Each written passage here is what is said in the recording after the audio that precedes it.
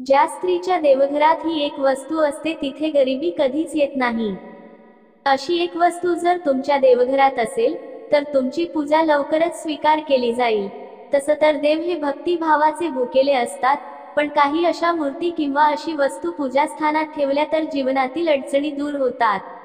एक शिवलिंग। कधीही शिवलिंग मोठा ठेवू नये, छोटासा असावा, किंवा जर तुम्ही पारस शिवलिंग ठेवत असाल तर खूपच चांगले आहे। शिवलिंग हे सर्व प्रकारच्या मूर्तीपेक्षा मोठे मानले गेले आहे, त्यामुळे शिवलिंग घरात असण्याचे एक विधान आहे। तुमच्या घरात संतुलन राहते, सकारात्मक ऊर्जा येत राहते। 2. पंचामृत। पंचामृत रोज अर्पण करत नसाल तर काहीही हरकत नाही, पण एकादशीच्या दिवशी पंचामृत नक्की अर्पण करत जा। पंचामृताला पंचदिव्य अमृत असे म्हणतात, यामुळे आजार दूर राहतात। तुम्ही जर रोज पंचामृत देवाला नैवेद्य दाखवून संपूर्ण परिवाराने हा प्रसाद ग्रहण केला तर कोणी आजारी पडणारच नाही, आणि आजारी असतील तर ते बरे होतील। 3. चंदन। चंदन याचा अर्थ होतो थंड किंवा शीतल। जेव्हा आपण चंदन उगाळून देवाला लावतो किंवा स्वतःला लावतो तेव्हा मस्तक शांत राहते, पण महिलांनी चंदनाचा टिळक कंठावर लावावा। 4. अक्षता। अक्षता हे वैभवाचे प्रतीक आहे।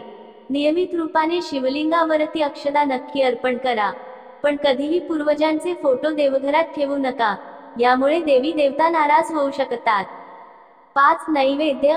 नैवेद्य म्हणून तुम्ही देवाला फळही अर्पण करू शकता, आणि काही नसेल तर गूळ किंवा ड्रायफ्रूटचा नैवेद्य दाखवू शकता। श्री गणेश आणि दुर्गा माताच्या नैवेद्यामध्ये तुळशीची पाने घालू नका। 6. धूप। गरुड घंटी आणि शंख। धूपामुळे घरातील वातावरण प्रसन्न राहते आणि सकारात्मक ऊर्जा राहते। ज्या घरात घंटी वाजण्याचा आवाज सकाळी आणि संध्याकाळी येतो तेथील वातावरण नेहमी शुद्ध राहते आणि नकारात्मक ऊर्जा दूर राहते। ज्या घरात शंख असतो तिथे लक्ष्मीचा वास असतो। शंख चंद्र आणि सूर्य समान देव आहे।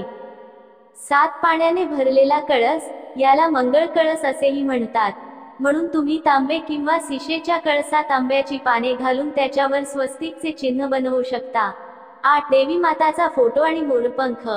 ज्या घरात देवी माताचा फोटो असतो त्या घरात कोणतेच तंत्र मंत्र इफेक्ट करत नाही, आणि माँ दुर्गाला 2 लवंग नित्य नियमाने अर्पण करा।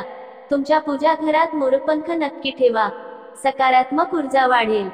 मित्रांनो, हा व्हिडिओ आवडला असेल तर लाईक करा, शेअर करा, चॅनलला सबस्क्राईब करून ऑल नोटिफिकेशन ऑन नक्की करा। धन्यवाद। श्री स्वामी समर्थ।